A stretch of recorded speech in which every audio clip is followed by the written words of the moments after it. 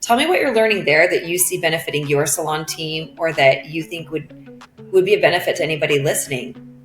Yeah, I would say definitely getting real with yourself and asking yourself the really hard questions. If you're having the same issues in your business year after year, asking yourself what that common denominator is. Is it my team? Or is your team turnover so much that you go, I'm the common denominator? Like, is it maybe your like how you're communicating what you need? Because I think that there is amazing salon owners out there, salon leaders, lead stylists that have great information to give, but how are you delivering it? Are you delivering it in a way that's impactful and inspiring?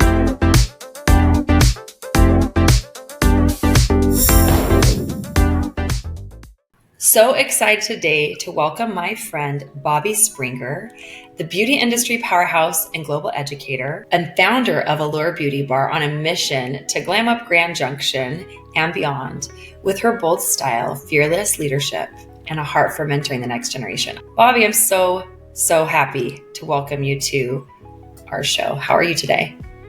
I'm doing so good. Thank you. And thank you for having me. It's such an honor. I love all the time we get to spend together and talk and bounce ideas off of each other. So I'm so honored to be here today. Well, it's very exciting to me that I have the opportunity to interview people like you who kick total ass and are doing amazing things in their industry. As a salon owner myself, and as someone who gets a chance to work with so many salon owners, I find it invaluable to get insights and to learn from you. And I know so many of our listeners also appreciate the same. To start off with, Bobbi, you took a huge leap buying and rebranding your salon, which is an overwhelming task, as anyone who's ever done it would know. What are the biggest lessons that you learned in transforming Allure Beauty Bar into the award-winning space that it is now?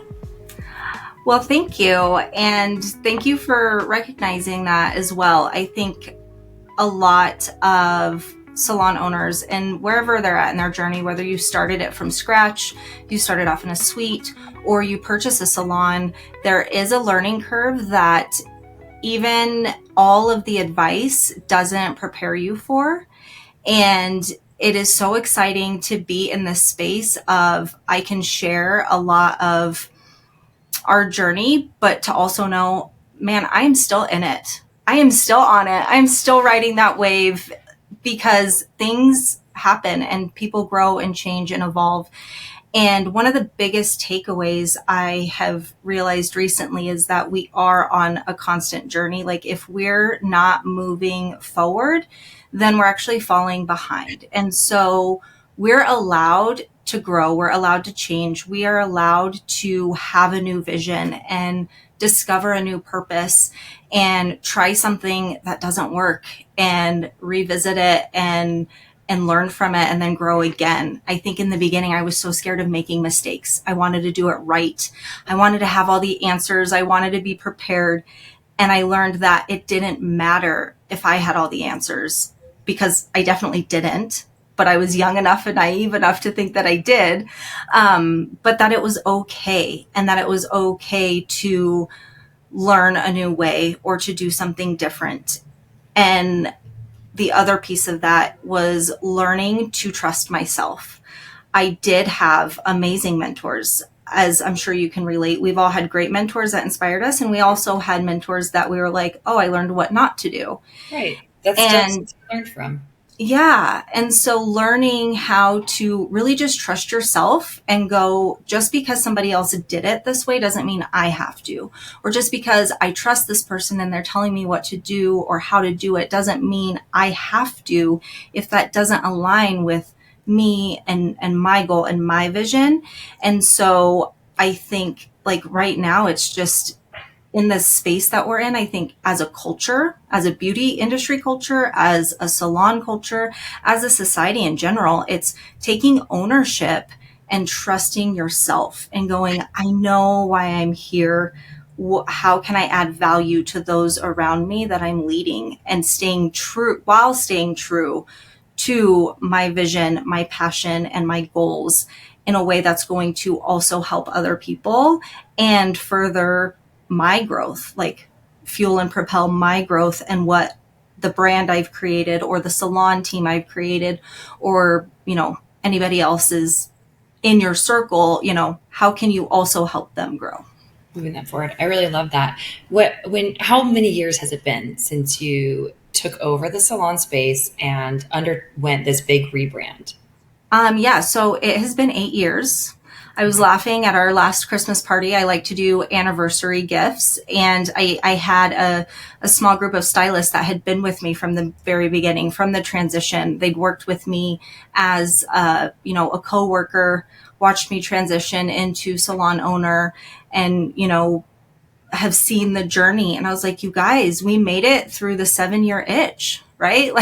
Like they talk about in relationships and marriage. And I was like, we made it. And so they all got lovely presents to celebrate that because it was funny. I'm like, we made it over that hump. So I'm in my 8th year. And we moved locations 3.5 years ago, which was also another big undertaking post COVID. But yeah, I bought a salon and then COVID happened as well. And that's a whole other topic for a whole other day. We could talk a whole podcast on that, but yeah, just it's been a journey. What was the biggest challenge in rebranding or the biggest surprise that you came up against?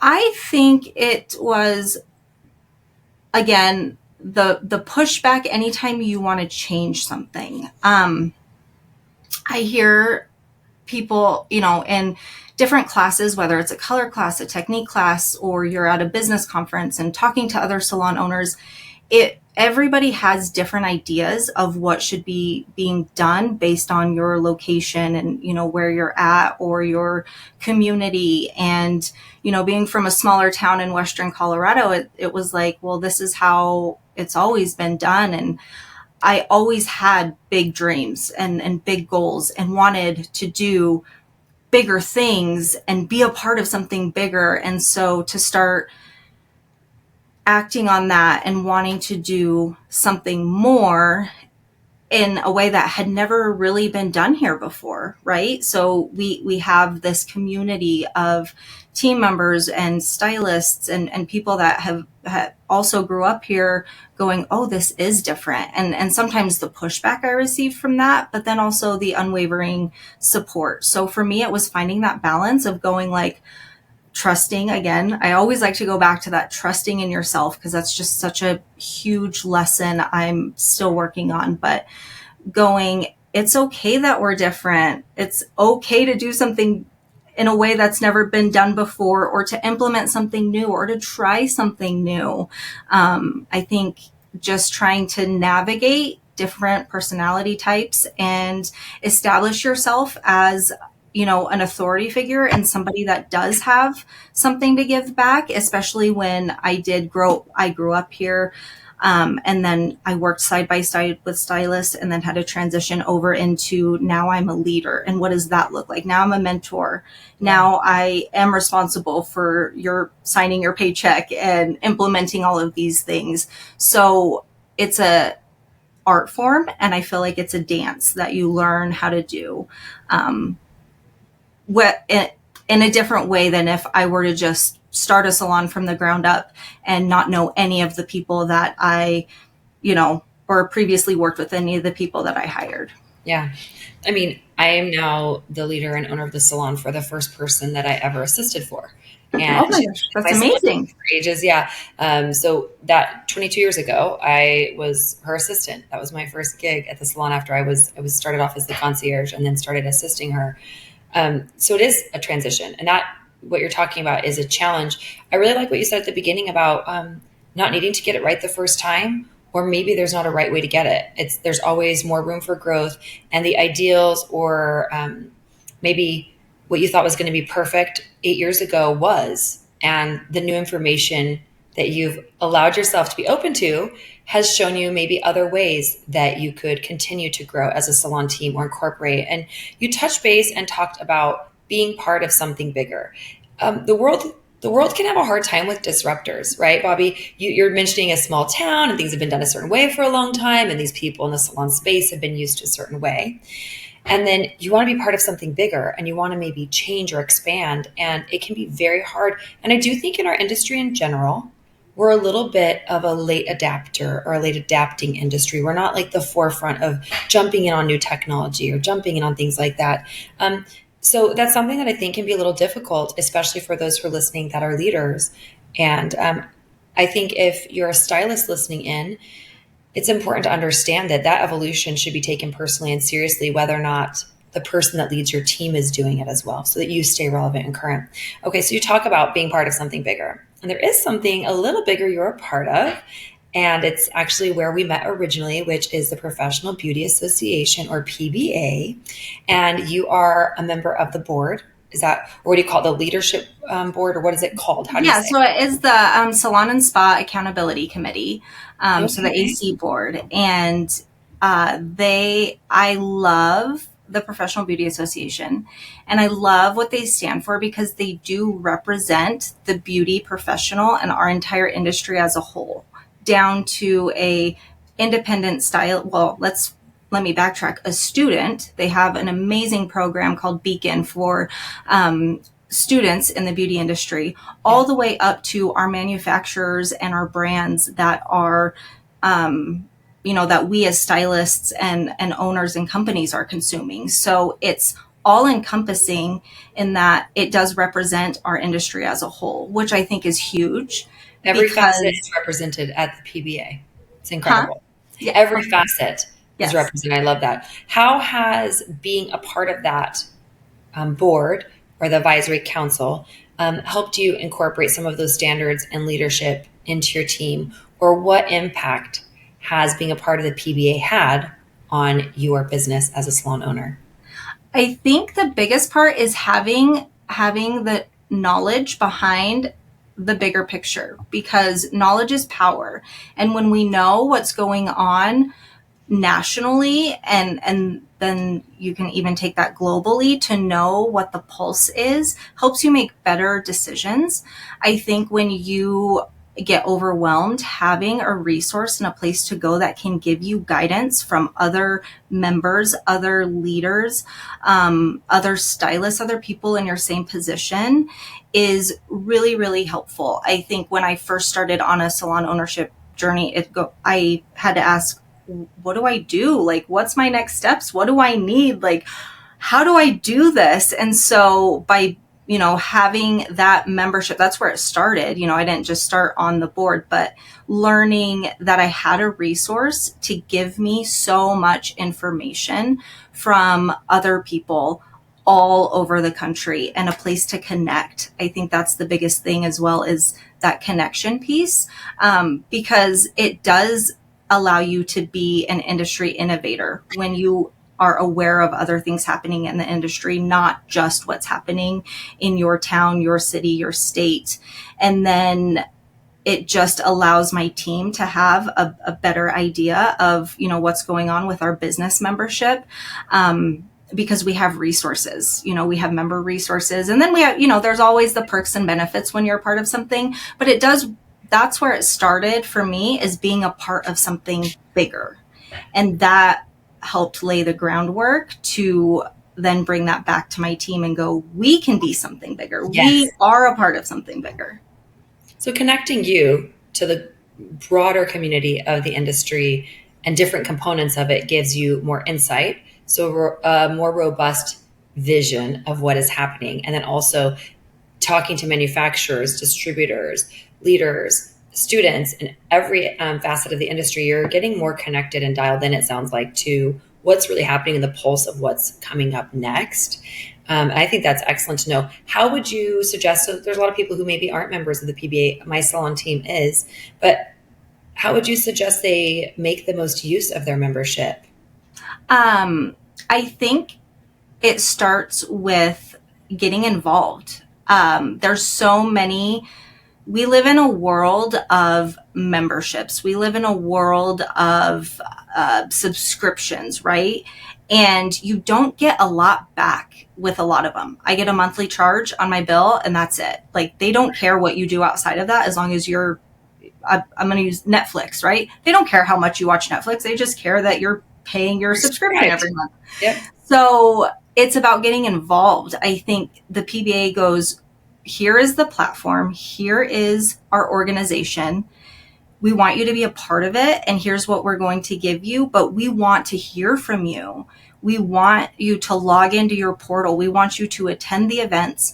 We want to hear what you have to say. We want you to connect with your other salon professionals. And so to maximize your membership would be to actually log in and visit your portal, take advantage of all of the perks that you get for being a member, but then giving your feedback and saying, here's where I'm at, here's what I'm struggling with, or here's what I'm doing really well, and I want to share that with other people because maybe it'll help them too.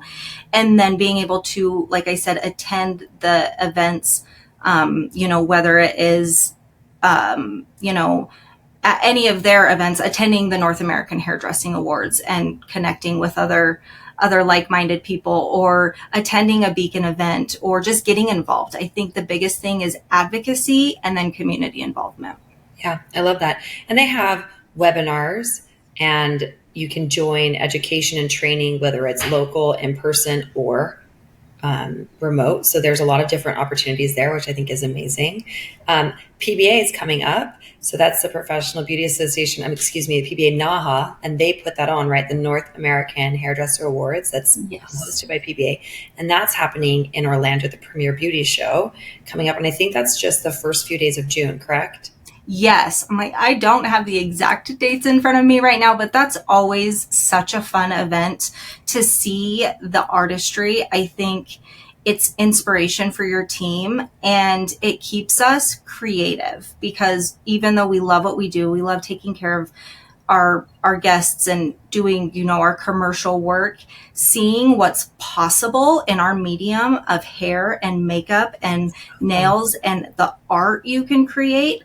I know every time we talk about it and we share imagery about it and we share with our guests if we've done a photo shoot and some of the crazy, wild, avant-garde things we share with our local community, they go, wow, I didn't know you could do that. And it's like, it's just another piece of what we do. And at the heart of the beauty industry, we're creatives and we're called to create. So it's just an amazing outlet to showcase that, and then to also find inspiration that can be commercialized behind the chair. Well, I think that's a really good point too for anybody who is in art with hair. This might not be something like I entered NAHA as a team, and I was a nominee last year, which was so fun. Unfortunately, congratulations! First of all, that's huge. So fun. It was a landmark year. The team that I was on was incredible. That's why, and it was so fun to just be a part of that. And I had travel plans that conflicted before I even knew we were going to be a part of it, and I wanted to be there so bad because the energy just around the team getting there and them texting in the group thread was so enlivening. And though I would never wear the look that I created or do it commercially on any of my guests, the process of making that art and being exposed to it and pushing my creative limits was really, really good for me. I mean, it's like, I feel like artists have this itch they need to scratch. There's this thing that we are called to create. And so to stay in touch with that, whether or not you're creating the art or appreciating it, is going to help you even come home and do commercial, wearable, and more conservative looks better just by exposing yourself to the art on a larger scale. So thanks for that, Bobbi. You're talking about wanting to be on the cutting edge and being a part of the PBA and being a part of some of these events and staying in touch with and on top of everything that's happening in current. Doesn't matter what part of the country you live in, how big or small your town is, or if everybody in your town has done things the same way for 85 years, it's still a way to have your pulse on what's coming up next. What do you see, and how do you envision the future of our industry? What do you see as the emerging trends in the business and in how we're running business with our salons? I love that question. And I think it's an age-old question because it's always changing and evolving. And I would say, regardless of where you are locationally and or, politically, I think there's been a lot of people unsure and a lot of change, and people questioning, even if we go back to COVID, like that was something huge that shook up the industry. And you go, Yeah. can I sustain this? Can I continue to do this? Can I, there's so much change. And really, when you look at the beauty industry, salons, hair, nails, skin, everything that we're doing, we have changed more. We have had more change and more information thrown at us in the last 6 years than in the previous 20, right? Like new ways of doing things, social media, influencers, hourly pricing, new brands emerging. And so I think there's just been a lot, and a lot that can kind of seem unsure, but I would say looking forward, I am super optimistic about what we're doing with that and how we're embracing it and how we are changing the landscape to not only service our clients and our guests better, but really start looking at the individual that's performing the services. I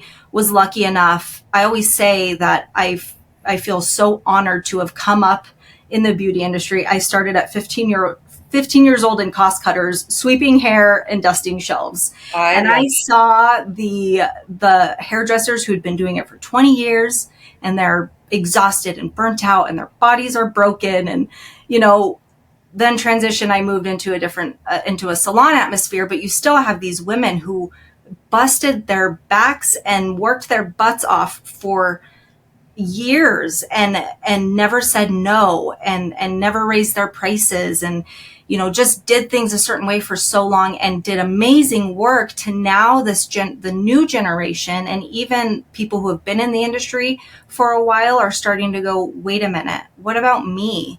Like, how do I make sure I can still do this in 10 years and 20 years? And so transitioning. Compression hose, grandma shoes, physical therapy. Just kidding. No, for real though. Like, actually, it's 10 years in the industry is old.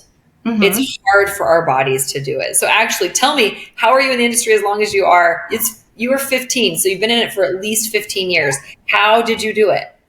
Well, a lot of learns. I'm no longer behind the chair anymore. Okay. But I would say that there's days, the mental load of, there's days I go, man, I would love to be booked back to back for 10 hours behind the chair, just doing my thing in the zone, focused on nothing but the person in front of me, right? So there's the physical side and then the mental side.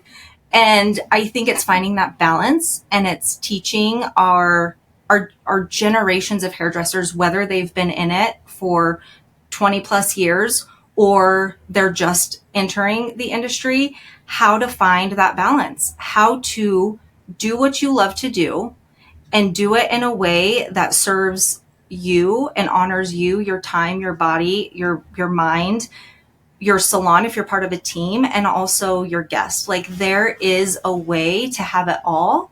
And it definitely starts with, I think, turning inward. And the more that we know who we are and what we want, the better we can communicate and advocate for ourselves and find that balance. But there's still that hustle side that I think personally in my salon, we have struggled with a little bit, because there's kind of like a clear line of division. We have the old school way and the old school mentality of you hustle, you never say no, you work when the client's available, you take what you can get. Hairdresser. You're the booty call hairdresser. It's like, okay, I can work at 8 p.m. on a Saturday. Sure. Oh, you need me to come in at 4 a.m. just because you got to get a flight? That's fine. I'll be there at 3:30 to open the salon for you. I mean, I did it. I mean, Yeah. It's 5 a.m., but we've all, I think anybody who's been in the industry as long as we have, and I've been in 22 years, all that crazy stuff that did not include sleep, work-life balance, or anything emotionally healthy. Nothing emotionally healthy for sure. Exactly. And a lot of compromise. And you've spoken about learning more recently, or really diving into emotional intelligence and growth in those ways. Tell me what you're learning there that you see benefiting your salon team, or that you think would be a benefit to anybody listening. Yeah, I would say definitely getting real with yourself and asking yourself the really hard questions. If you're having the same issues in your business year after year, asking yourself what that common denominator is. Is it my team? Or is your team turnover so much that you go, I'm the common denominator? Like, is it maybe your like how you're communicating what you need? Because I think that there is amazing salon owners out there, salon leaders, lead stylists that have great information to give, but how are you delivering it? Are you delivering it in a way that's impactful and inspiring? And I will say that we just, as a parent, as a woman, as a leader, like really leaning into, in one of your earlier podcast episodes, which I absolutely loved, and I've been listening to all of them, but you had Nikki Lee, who is amazing, and you two talking were just like, oh, I just want to put you guys in my ear all day. Just go everywhere with me, please. But she mentioned the book Trust and Inspire. Okay. And I immediately downloaded it. And after 2 chapters, I go, well, like my life is forever changed. Like here I was. It is. And I already thought I was on this self-awakening journey, which I am. And we can always grow and get better. But even in that, recognizing, being in a space to be able to recognize like, oh, there are absolutely times I am approaching this and attacking this with a very command and control ideology based in fear versus the trust and inspire. Right. And then again, it rolls into trusting yourself, trusting your team, inspiring your team, not just motivating your team. Because one of the other big call outs from that specific book that I found was the motivator. We always talk about motivation, self-motivation. We go to these seminars and we listen to speakers on stage and TED Talks, and it's all about motivating your team versus inspiring your team. There's a time and a place for motivation, but those are usually the external driving factors, whereas that inspiration comes from the inside. So how do you connect with, at the ground level, your clients with what they want internally to help enhance their experience or service? How can you, as a leader or salon manager or whatever your role is inside of the salon, connect with your team to not just motivate them to hit higher sales, but actually want it from an internal place versus an external place? That is such an important distinction. And I think, and this can be applied to pretty much any area of our life, and the concept of internally derived value and influence versus externally motivated.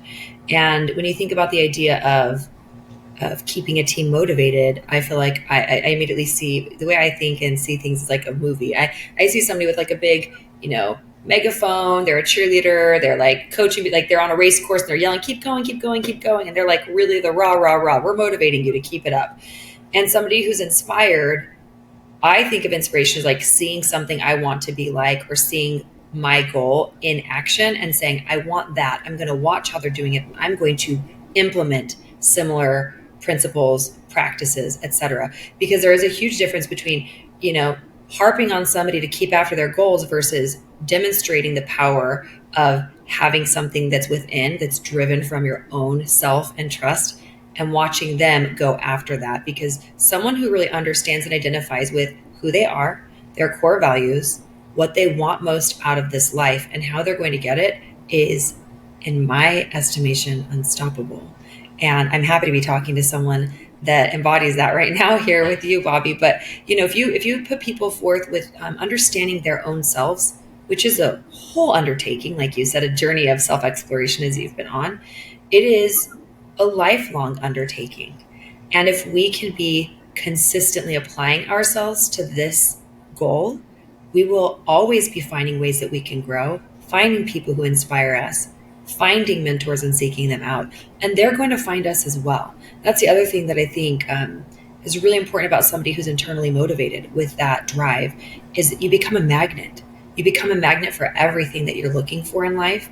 And people want to help you. They're like, I need to throw a stick of dynamite and carve out a road in that mountain for that person. I want to get them there. And I would say Nikki Lee, who you referenced, who's an incredible woman and leader, she's the kind of person who's going to be clearing roads and paving paths for anybody that she can, that she believes in, that she connects with, which is such a beautiful gift. And I think I love that you mentioned that book she mentioned or that she referenced was helpful to you.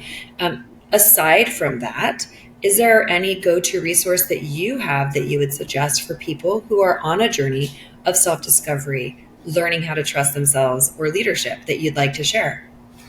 I think it's not a one size fits all answer because everybody is different. So, whether it is listening to podcasts or reading a book or journaling, I, in my own personal journey, went to counseling and therapy because it was just this unbiased, this person that could really have me dive in deeper into myself, but then also call me out when I needed to be called out and help me learn through my, therapy and counseling relationship, how to interpersonally react and have relationships with my kids, a romantic partner, my team, my mentors, my leaders, people that I am called to lead. And so, whether it's going to counseling, I'm not saying everybody needs it, but everybody needs it. Even if you're like in a really good place, it's a really great tool to have. I was never a podcast listener. Like I have people tell me all the time, like, you need to listen to this, or, you need to do this. And for me, like the way my brain works, it is hard for me to just like do things while I'm listening. Like I have to be fully invested. And so for me, I had to be intentional with carving out that time to listen to things I felt added value to me. And then, sitting down and reading a book and journaling. We've started something new with our team, and this is kind of a sneak peek. It's a project I'm working on about, I gave them journal prompts that they can take and then apply to inside the salon, but also outside of the salon, in their world and their life outside the salon. And it's, even if you're not a journaler, like you can doodle around it. It's just thought-provoking questions that dig deeper than just all of the surface things we deal with every single day. So long answer to your short question would be to be intentional with the time to take care of yourself and to understand yourself and to find how you learn, or what kind of quiet looks like to you. Because we're in a busy world. We're constantly faced with choices and decisions. So to slow down and just be with yourself and just listen to what you need is the first starting point.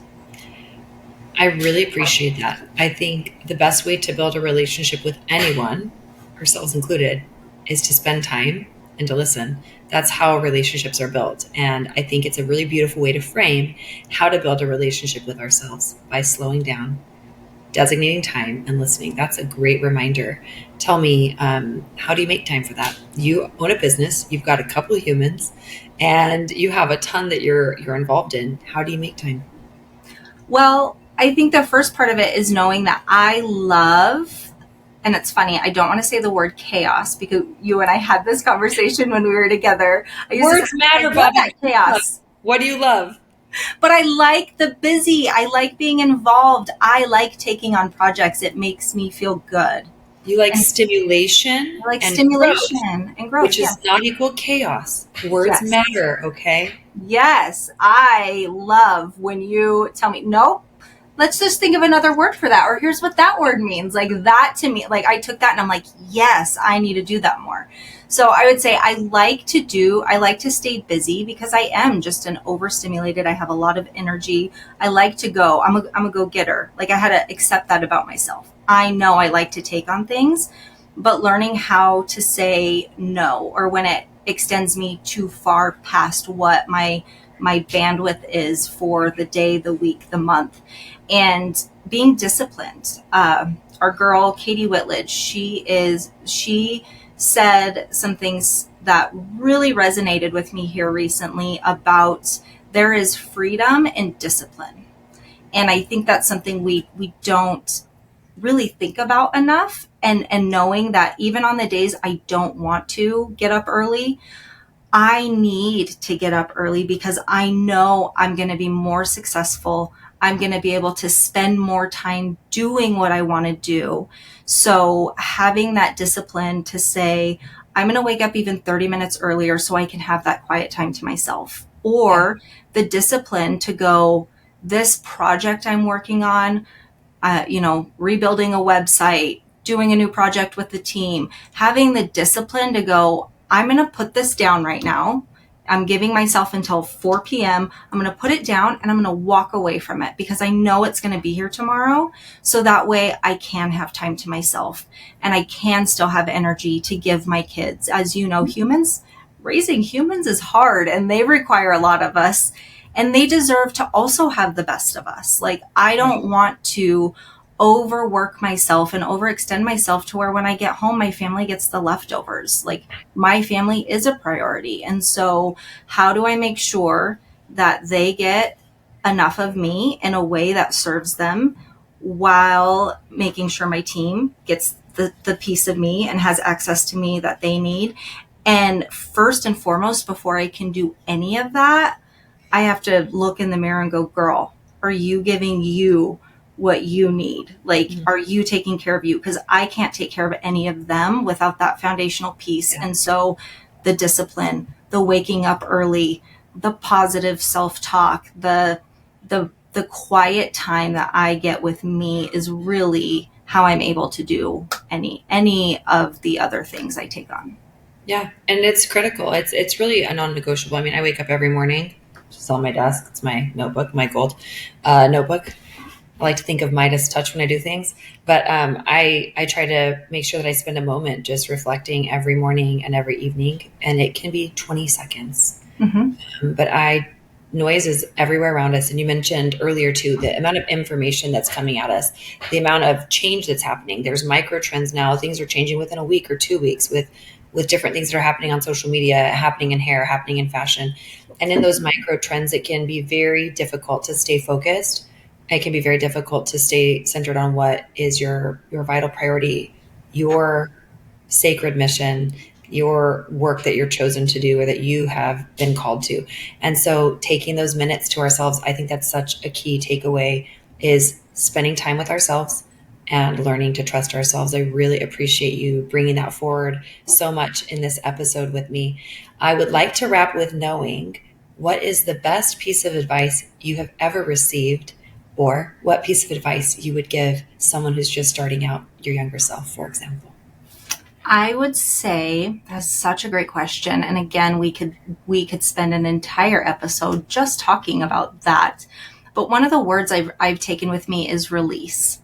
Mm-hmm. And you inspired me to that release. It's all encompassing, releasing what's not for me, being able to recognize that, releasing control of maybe I don't need to be in control of everything, and trusting in the people I've surrounded myself with so I can release a project, I can release a task, I can release things to people that can help me do it better than I ever would have on my own, or, take it to a better creative place than I ever could.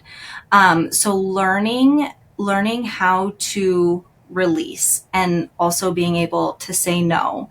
And that way you can have it all. I had this conversation with my team on our long drive to the event we went to, and I heard them saying, well, you can't have it all. And they were joking and, making good comments. And I said, oh no, we're stopping this right now. And we're reframing it to, I can have it all. It's a choice, and it's how you choose to use it. So my advice is, you can have it all. It's just about your priorities and your self-discipline. And it all comes back onto you and how you want to position it and move yourself forward. And my shameless plug for you, because I love you so much and you have changed my life with my executive assistant. One of one. Bobbi loves me the most, everybody. I got one person, and that's all I need, because if you only have one person in your corner, make it Bobbi Springer. I'm here for it. Okay, good. I love you. Check, done. But Anyway. my advice is get yourself a damn assistant. Like, I love being able to, like, it has taught me how to release. Like, I used to have such a hard time with it. Like, I wanted to do it all myself and it We needed to all be done do. my way and this way. And you rise to the occasion of a leader for a reason. You're like, anybody listening, anybody in leadership, you are smart and you know so many things, and you have a very specific way that you want it done, and that is okay. But learning, like having help, accepting a personal assistant. I'm going to tell you, she's changed my life and she has taught me more lessons about leadership and releasing and delegating than ever before. And so Mm. that's a Thank lot you. to answer your question, but Hey, thank you for if you take an asking. extra 2 minutes to say how much you love me, I'm gonna have you back on the show. That's so generous of you. Thank you so much. And to be clear, I am not an assistant. I just Oh yeah. train assistants and have them take care of people because when you say release, like there's so many people I talk to have been in the business realm who I talk to about delegating and how to become more efficient and how to step Efficient into AF. efficient AF is what we're after. But how you can delegate to dominate. When I talk to people about how to do this, I get, I mean, I'm going to say 99.5% of the time, one of my first comments that I get from people is a quiet whisper, lean in a little bit closer in this shameful confession that, but Heather, I'm a control freak. And I'm like, sugar, I wish you were special and unique, but you're not. Because everyone I work with starts off our conversation with, yeah, I like this idea of getting help. I'm a control freak. And I'm going to tell you right now, for anybody listening, get whatever help you can from anybody you can every time you can. And I'm not talking about using my services with my Spark assistants. I'm talking about anybody on your team. Start delegating because what you're best at needs to be brought forward. And you need to spend more of your time doing that than all of the other stuff you're bogged down by. So you can have time to connect with yourself, time to trust yourself, time to lead your team, time to create and envision a bigger future. But for sure, again, words are important when people talk about being control freaks. I'm like, can we change that? And can we invite another way to say that? Which I would suggest it is, I am specific. I am measured. I am thoughtful. That's not controlling. That's somebody Not who's even a little bit. really, we can call that deliberate and forward thinking and strong minded. Those are great qualities that don't actually involve control because you can absolutely give somebody all the tasks you have and give them in a way that you want them delivered specifically. And being specific is not the same as being controlling. So, Bobbi, thank you so much for joining us. And thank you so much for being someone that I am honored to call friend. Listen, best thing I ever did was accidentally start a business helping people delegate, become efficient AF, and then be like, look who I just found. The coolest people I've ever met that I actually get to hang out with and be friends with now. So we can talk about all these things. I'm just going to come to Colorado and hang out, and maybe we'll do like a training and salon and hang out with your team and your family. And I can't wait to see where you go. Best wishes on your upcoming wedding and all of the beautiful projects that you have lined up. I look forward to seeing you at, I hope, Premiere in Orlando and more on the road. So thank you guys. And thank you, Bobbi. I really appreciate it.